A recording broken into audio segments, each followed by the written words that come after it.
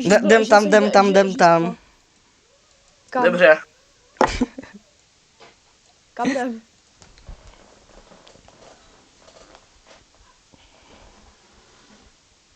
No co je?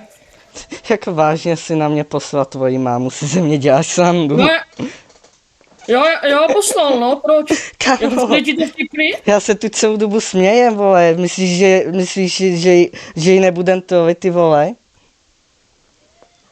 Že ty jsi trolil? No. Ty vole, ještě že ty pravidla, že platí všude, vole. Ne, platí jenom na mém Discordu, ty vole.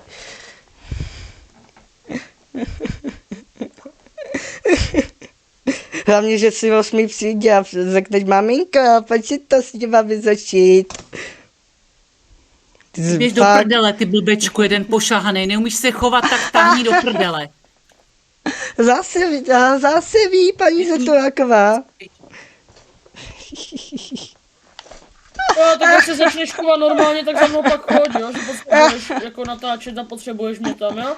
Seženeš si někoho jinýho. Jo, seženeš si někoho jiného, takže jsi mě ani nevážil? Ukončí to. Ukončit to.